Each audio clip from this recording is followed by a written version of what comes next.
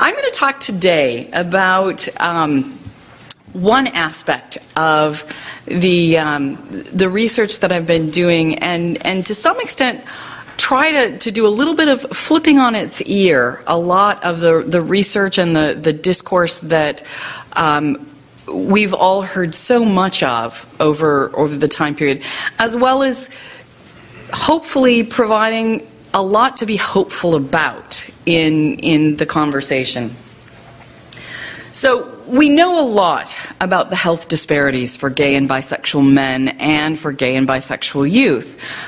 There's been dozens and dozens of studies over the years that have identified, especially around issues of mental health, and we've all seen just this last fall the prominence of some of the really distressing stories of young men who have felt so stigmatized and so harassed that they saw no other way out than to take their own lives. And whenever that happens, it doesn't just affect those young men and their families, it really affects communities across the world, because for so many of us, that's part of our family, or it might have been us. At the same time, the majority of adolescents actually make it through adolescence okay. And unless there are a couple teenagers in the audience that I haven't quite noticed, you're all living testimony to that. Part of what we need to remember and to think about is that not all LGBT teens have some of the same risk exposures, or even if they have those risk exposures, don't always end up with the challenges in terms of health. So it becomes important to ask why. How do our young people remain strong in spite of stigma?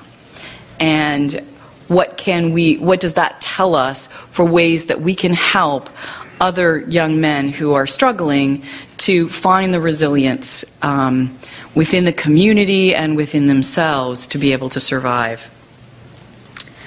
So what I'm going to talk about today is really a focus on the positives. You know, what do we know about gay and bisexual teens' mental health in BC, as well as what are the protective factors in and the assets in their lives that foster positive mental health, and what might we do?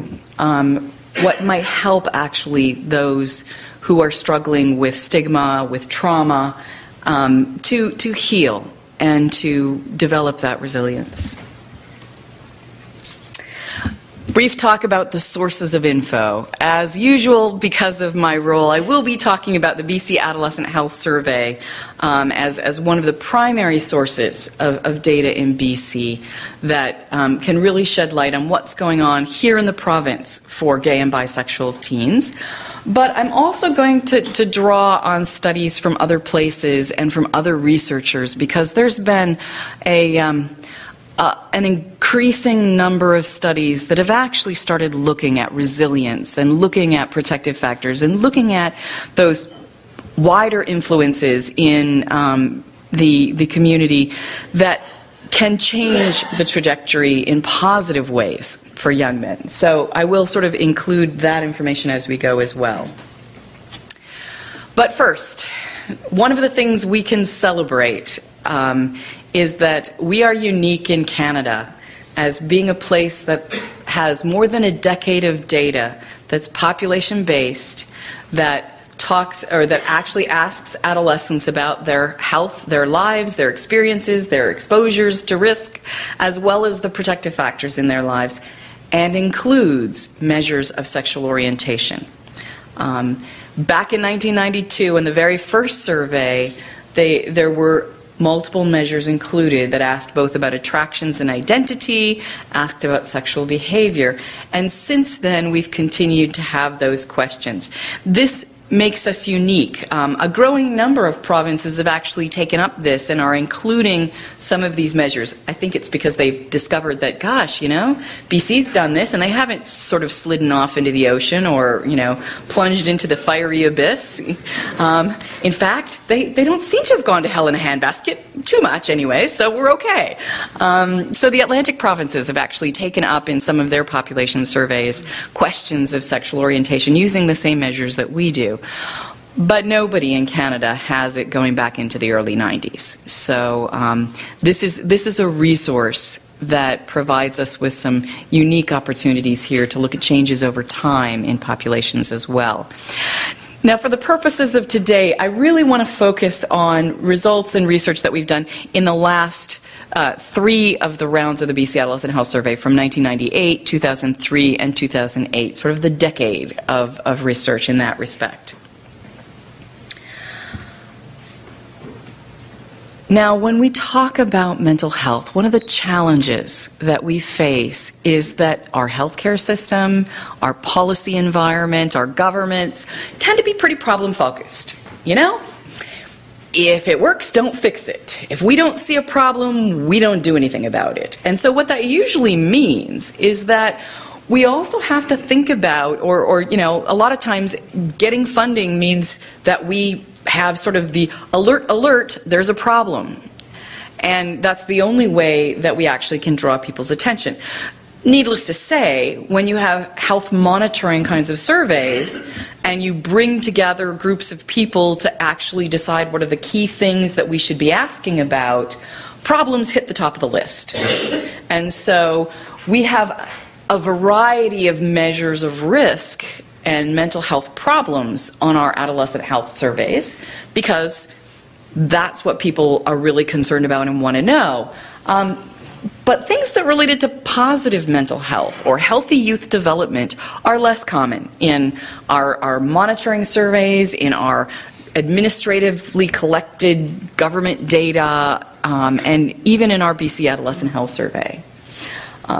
So how we actually get to the ability to look at mental wellness and mental health among gay and bisexual youth tends to have to be in a bit of a roundabout way. So, you know, surveys ask about suicidal ideation and attempts. They ask about self-harm and problem substance use, and they may even ask about depression and anxiety and things like that.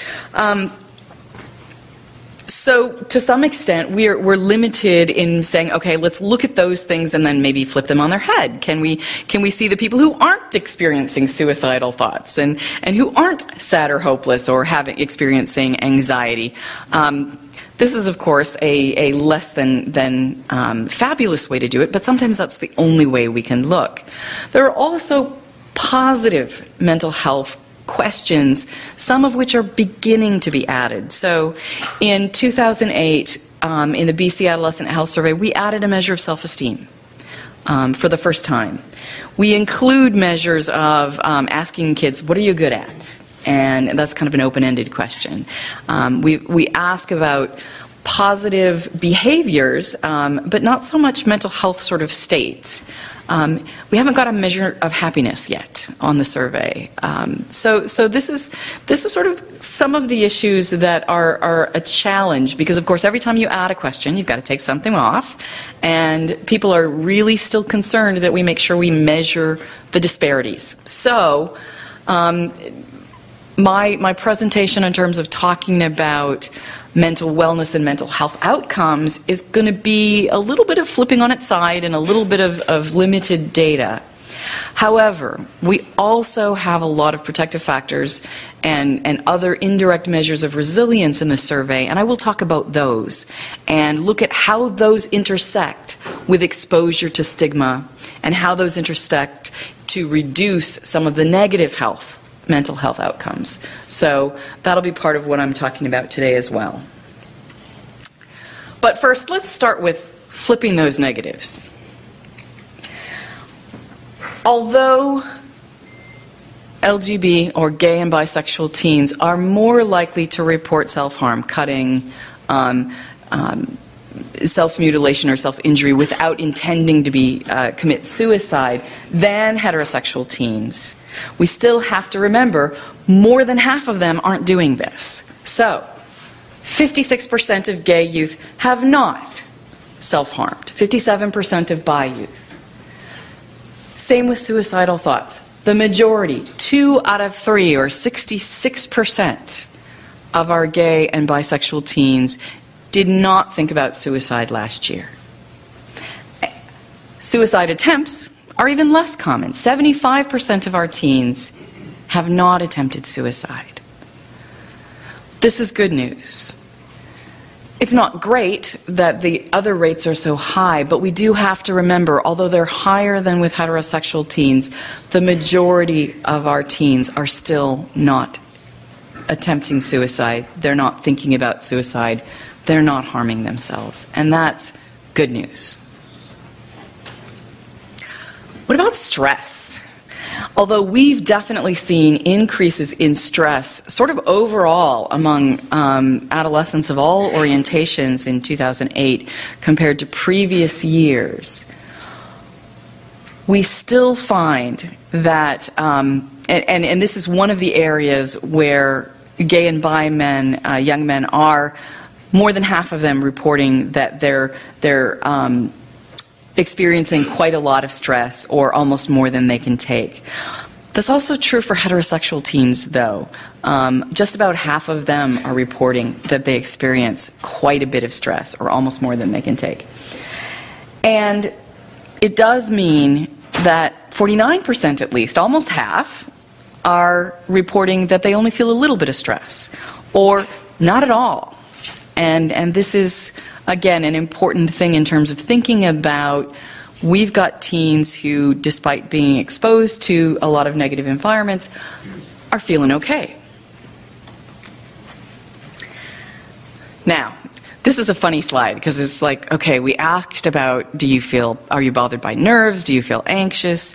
And then, do you feel sad, hopeless, discouraged? And it's really tough, to sort of flip that on its ear. But here we have the percentage of youth who report a lack of these things, which I think is a good thing. We find that gay and bi teens have either low anxiety or no anxiety, the majority of them. And likewise, the majority of them are not so sad, discouraged, or helpless that it interferes with their life, or makes it difficult to even achieve something, or leads to suicidality. Now, what about self-esteem? I'm going to talk about it a little more specifically later on, but what we did find is that, in general, on our scale, the average self-esteem score is well over half, and we have a scale that we've standardized from 0 to 1. So 1 means the highest self-esteem ever, and 0 means you've got nothing going for you in terms of you don't think anything in your life is good about yourself. And we find that the average score is actually in the 0.6s, 0.7s, which means that the majority, more than half, of gay and bi youth feel good about themselves and feel quite positive about themselves. But the bigger question then becomes, what leads to mental health? Now, there's been a lot of research about what promotes mental health, or what causes mental health problems for adolescents of a variety of communities, as well as adults. And I think it really, to some extent, can be defined. We can't do a lot about genetics. We can't do a lot about sort of the country you live in completely.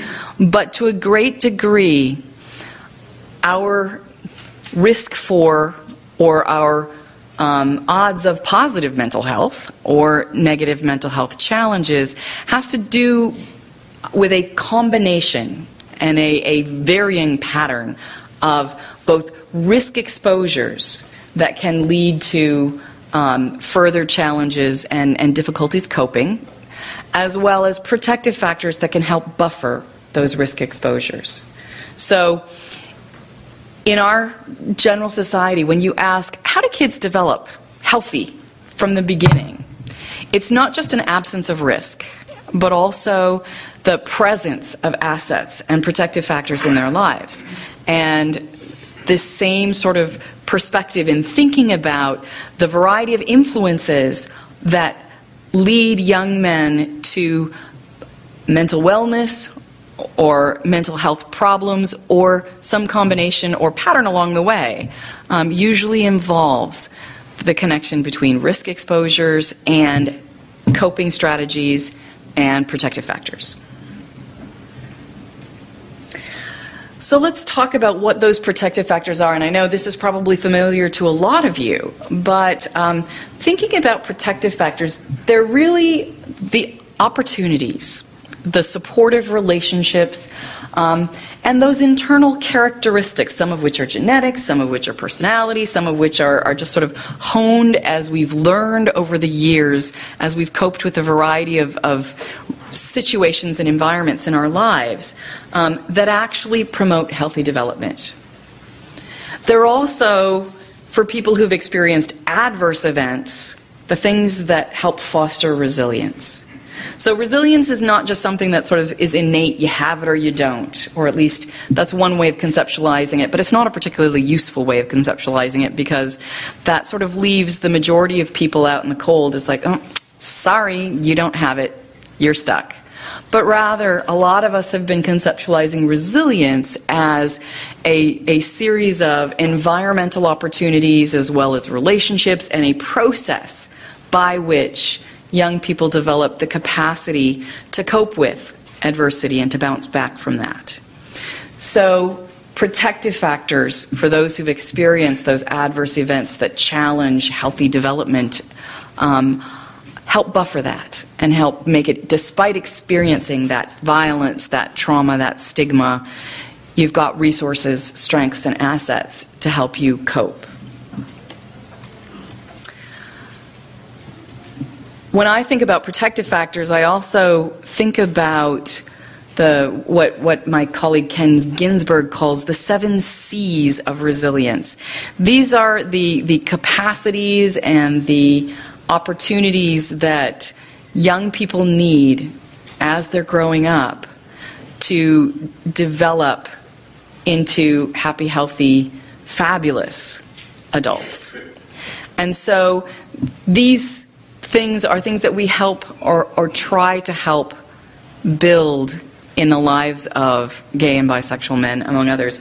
So competence is one of those key things. The whole point is as you grow older, as you grow up, you develop skills to navigate society. And people who have a sense of competence, that they can solve problems, that they've dealt with this stuff before, they know this, generally can manage even when stuff goes south really fast.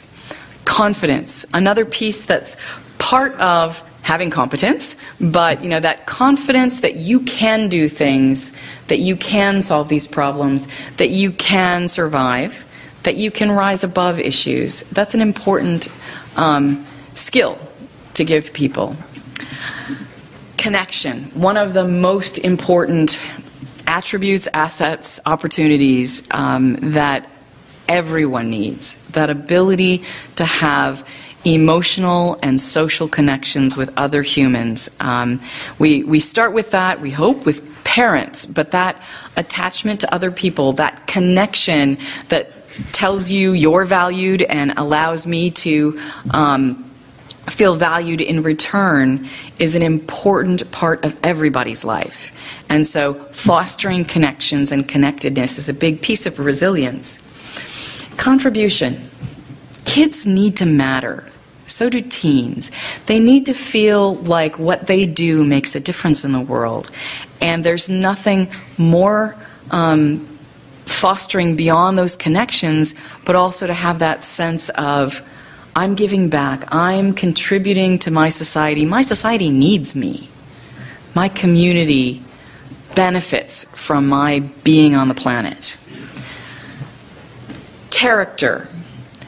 We all need to have a sense of right and wrong, a sense of what's going to be helpful and harmful, a sense of justice and fairness and how we navigate society. And so that ability to build those sorts of moral compasses within our lives and within our communities is something that adolescents need as well. Coping. Life is stressful, and never more so when you are part of a marginalized group, because it adds additional stressors to our lives. So coping strategies can be both supportive and health promoting as well as health challenging. Most of us cope in ways that we need to survive, but those don't always lend themselves to long-term health. So developing good coping strategies for managing stress is an important part of fostering resilience. And finally, control. And this one's a sort of a two-edged sword. The importance of being able to realize that you can change your world. You have some control over yourself, your thoughts, your behaviors, as well as to let go of stuff that you don't have control over, and to not spend your time twisting yourself into knots over things that you're not going to be able to change because the world is just this way, just this point, and working towards making that difference, but not being so torn up about things you don't have control over. That kind of control, developing that idea of not feeling helpless in the face of your world, but also not spinning your wheels and continuing to feel like you're responsible for things you can't change, is an important aspect of resilience as well. Now the question becomes, how do we actually link up protective factors that we measure with resilience and those 7 C's? Well, in our BC Adolescent Health Survey, we actually have a lot of measures that map onto some of these and fewer measures that map onto others, and some of them we sort of miss altogether. But here's at least a snippet of what we do. For connection, we have a lot more questions about connectiveness because it is such an important element of young people's healthy development than we have other kinds of measures.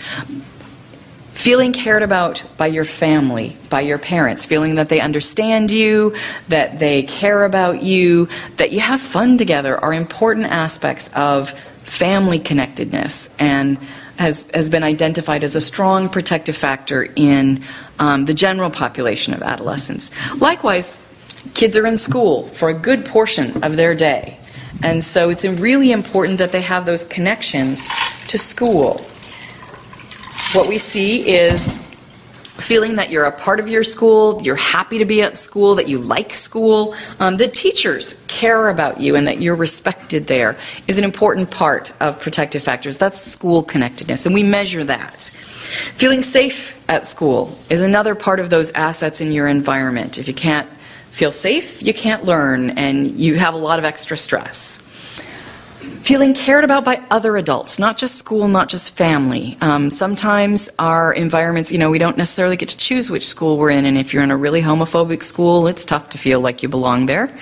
And if your family's rejecting, it's tough to feel connected and cared about. Other adults in our lives who are caring offer another form of connection that's an important one.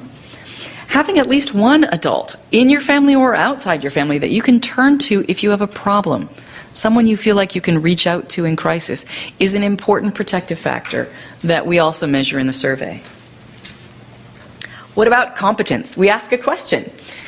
Do you have at least one thing that you're good at? What is it? And kids sort of range the globe in what they say. It can be, I'm good at sports, I'm good at dance, I'm good at school, I'm good at smoking weed, I'm good at sex. There's lots of things they say.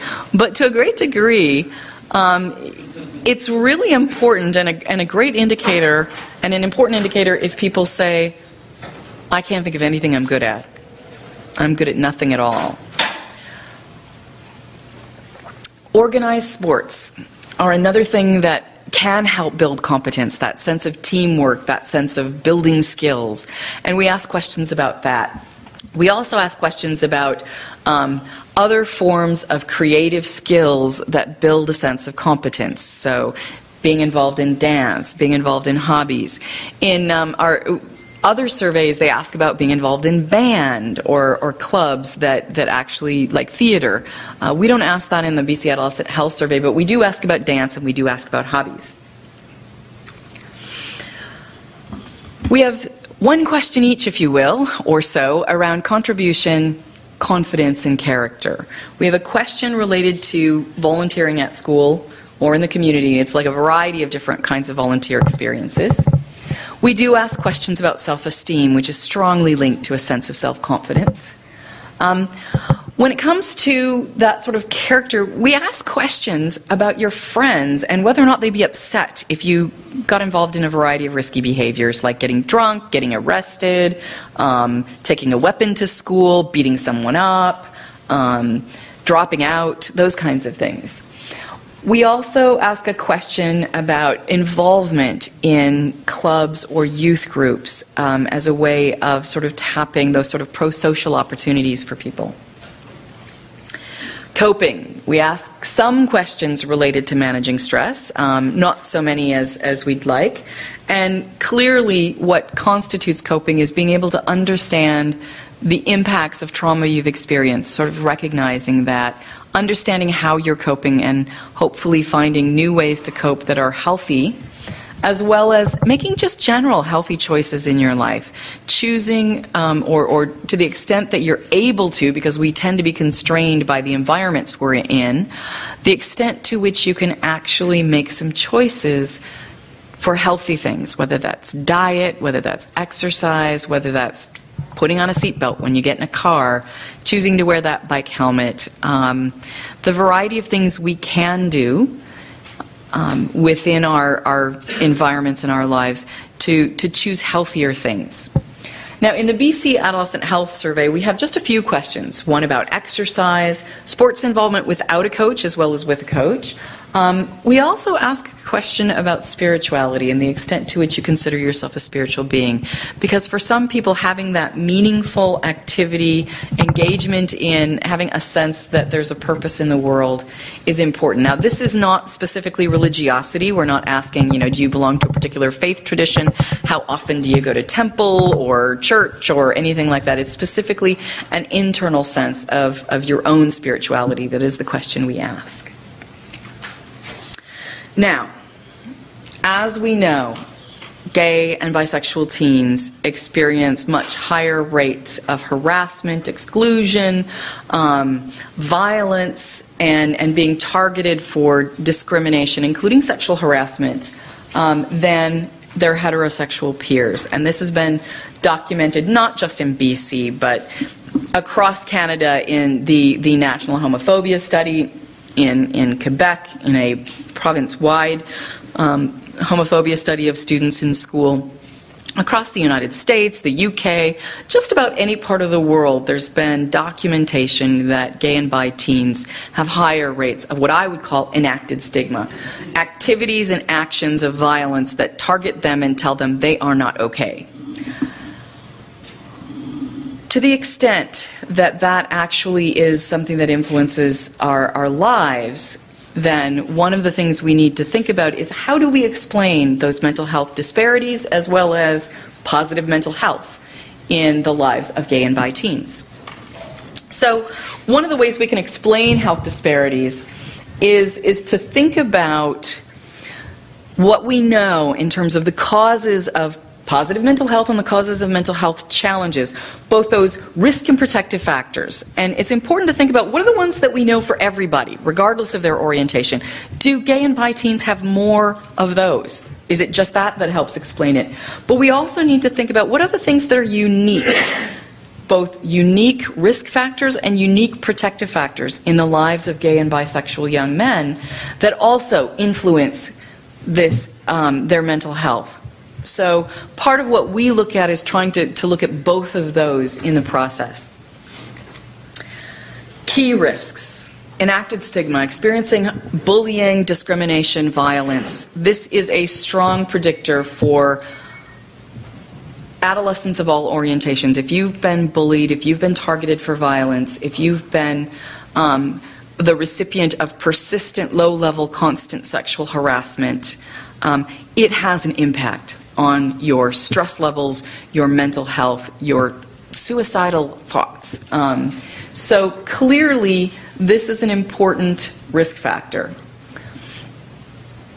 We also find that when you don't have that in your life, it really makes a difference. So if we look at self-esteem, if you're targeted for violence and you're a gay and bisexual young man in school, your self-esteem is only about the middle level, half and half, if you will, 0.56. Whereas if you're not targeted, if you have not experienced that, the self-esteem is higher. Similarly, if you are targeted for violence, discrimination, and exposure, your sense of safety at school is lower than if you're not targeted for violence. Enacted stigma, or that experience of violence, and the more kinds of violence you experience, increases the odds of things like self-harm 14 times over those who are not exposed to it. Skipping school 3 times more likely. Binge drinking 2 times more likely than those who are not targeted by stigma. So it becomes an important thing to recognize this is a major element of an exposure that gay and bisexual men endure in their teen years, and it's important to pay attention to that. But we also need to think about other kinds of risk factors and other kinds of protective factors that influence people's lives. So these have been studied in the general population around the world and have been identified as key risk factors for suicide attempts. Having anxiety, depression, hopelessness, substance abuse problems, family conflict and rejection, a key element of contributing to suicide attempts. Sexual and physical abuse as a child or as a teen. School bullying and school problems, as we've seen only too well this last fall. Lack of friends or having a limited network of social support, and then violence victimization in your community. These are all things that increase the odds of suicide attempts in the general population, and these have all been identified at higher rates among gay and bisexual teens in most surveys. Are there general protective factors that are perhaps lower for gay and bi youth, which also, remember that combination of, do these protective factors buffer the adverse or risk factors? If they are lower, then they're not being able to do that kind of buffering. And what we see from some of the research that we've done is that gay and bi youth report lower levels of feeling cared about by their family, lower levels of school connectedness, lower levels of feeling cared about by teachers or other adults outside school and family that they can turn to, lower self-esteem. But, as I mentioned before, not all gay and bi teens end up attempting suicide. Remember, it's well under half. So what about those gay and bi teens who do have these protective factors in their lives, even though they're at lower levels or fewer people have them than heterosexual teens? What about the ones who do? What do we know about that? I'm going to give you a quick example from our 1998 data just for bisexual boys. When they have no risk factors, see the dark brown, that's when they have no risk factors but no protective factors. 21% of bi youth reported suicide. That's the probability that they would be suicidal.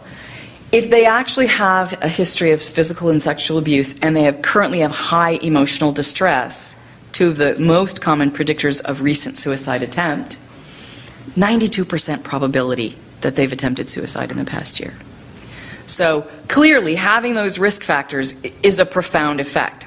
But if you add high levels of school connectedness and family connectedness, that risk goes from 92%, cuts by more than half, down to 40%. And for those who don't have abuse and distress, it drops from 21% down to 2%, which is about the average for heterosexual teens, boys, in the general population. So what this tells us is that the protective factors do exert a huge buffering effect, and it's important that not only do we reduce the risks, but we foster those protective factors. Now, when we do that same sort of work in 2008, fast forward 10 years, we see again for gay teens and bisexual teens, family connectedness reduces the odds of suicidal attempt. These age-adjusted odds ratios, translate that 0.02, it means it reduces the odds of suicide attempt 98%. For bi youth, it reduces the odds 96.5%. School connectedness has an even stronger impact for gay teens. When they feel safe and connected and cared about and belong to their school, they are 99% less likely to attempt suicide.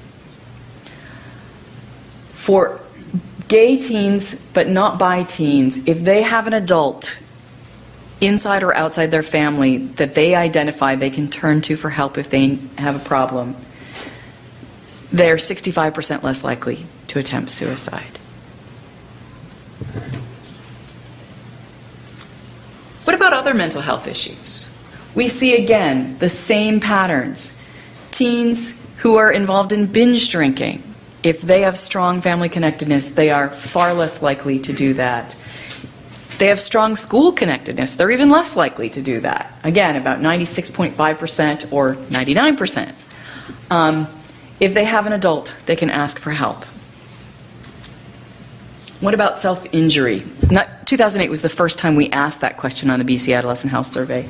And again, we see family connectedness and school connectedness make a difference. Now, we do see some variations by ethnic groups. We had an NIH-funded study to look at European heritage, Indigenous, and Asian heritage youth in 3 different countries, and BC was one of the countries, or the provinces in one of the countries that was involved in this. And we identified that gay and bi teens were at greater risk of problems associated with substance use. So blacking out, getting in a car accident, getting into fights with family, problems in school, breaking up with boyfriends or girlfriends, having unwanted sex, etc., etc. These kinds of problems associated with drug and alcohol use. And one of the things we've seen is that that is actually driven to a great degree by experiencing enacted stigma. The higher the level of violence you've experienced, the more likely you are to be using substances at a level that it creates problems for you. Sounds to me like maladaptive coping or coping challenges. But one of the things we did find is even among those teens who've experienced that enacted stigma, there are protective factors, and they look a little bit different for each of these ethnic groups within BC. But I want you to look at these and think about, we're talking about connections, we've got contribution, volunteering is important in all of these, exercise, so that coping strategies, having healthy peers, that sort of character building, and the opportunities to develop sports with a coach, competence, spirituality. Interestingly, spirituality was only a protective factor for Aboriginal young men. It was actually a risk factor for both Asian and European heritage young men, which suggests that there may be something about Aboriginal spirituality as young people are reconnecting to their traditional spiritual cultures that is less homophobic perhaps than some of the other traditions. But it is an important thing to just be aware that the constellation's different, but there are protective factors that are associated with reduced odds of problem substance use for all the different ethnic groups. And even with enacted stigma, if you have at least one caring adult you can talk to about your problems, it reduces skipping school. The adjusted odds ratio, age-adjusted odds ratio. So among gay and bi teens compared to heterosexual teens their same age, it reduces it by half. It increases your perceived safety in school from 0.48 all the way up to 0.71 on a range of 0 to 1, with 0 being not at all safe and 1 being I feel completely safe just about everywhere in school. And it increases self-esteem from below 0.5, meaning now I generally don't feel good about myself, to above it, to feeling on the whole positive. So, here's the million-dollar question. These protective factors are important in kids' lives, but how do we actually foster them? How do we foster that strength in our gay and bi young men despite the exposure to stigma? Well, obviously, we need to work to reduce that stigma, and we need to work to reduce violence and bullying and discrimination and sexual harassment in our schools and in our communities. That's a given. It really does need to keep happening, and we need to keep sounding that call. And we need to keep pushing to make sure that that reduction has to do with things like making sure that anti-bullying policies specifically name homophobia and specifically name sexual orientation as one of the groups that it's not okay to bully. And then we need to promote those 7 C's of resilience in young people, and that's, working to help foster those protective factors. So what are some of the things that we might do? Well, when it comes to fostering family connectedness, Caitlin Ryan and colleagues in San Francisco have developed an intervention in their Families Project to actually help parents of teens who are coming out understand that their reactions to their teens, which they might think are neutral, or where they're operating out of a concern, they really love their kid and they're concerned, but they're not necessarily realizing how their responses are interpreted by their teen, and they may think they're being neutral, and in fact they're being rejecting. And yet for those parents who actually offer supportive or positive or affirming responses when their kids come out, it makes a huge difference in their trajectory into young adulthood in terms of substance use, in terms of suicide, in terms of other mental health issues. And so she's been working with families in a variety of different groups, including in South America and including Chinese communities, to help parents understand what are some of the responses that they should avoid and what are some of the responses that they should think about incorporating in terms of how they respond to their kid and how they can create a nurturing environment. This is an intervention that seems really promising. The evaluation to date is looking very, very good. School connectedness is another area. How do we foster those kinds of connections? Well, there's been a variety of research. Carol Goodenow out of Massachusetts, Stephen Russell and his colleagues in California, that have identified gay-straight alliances as an important and effective strategy for fostering a sense of community and a sense of belonging in schools, as well as those anti-bullying policies. Because when policies are clear and training for school personnel follows that, it creates a different environment in the school, and that creates the opportunity for teens to feel connected, to feel safe. What about other caring adults? This is where in the queer community we really may need to think about stepping up, as well as talking to our allies about ensuring that they too are safe and supportive mentors and are caring other adults in kids' lives. Whether you're a healthcare provider, a social worker, a janitor, it's really important that teens have someone they can turn to. We've seen some interventions in terms of mentorship programs with excellent role models for gay, lesbian, and bisexual teens, specifically Camp Out, which was modeled on Camp Firefly but has been sort of adapted for the BC context, and was implemented a couple of years ago and has now actually been taken up by UBC and sort of put in their system so that it's being offered now every summer. And Camp Firefly, that's been around in Alberta for a number of years and has expanded to Saskatchewan and I believe into Manitoba as well. What about coping? We can help young people understand ways to reduce stress and reduce depression and foster sort of positive wellness through exercise, through stress reduction strategies, whether that's guided imagery or deep breathing or other, meditation and things. Encourage them to connect with spirituality that affirms all orientations. If spirituality is really important to them. What about competence? We need to engage bi and gay teens in organized sports, in creative activities, in volunteering. We need to reach out and ask, are they part of our organizations?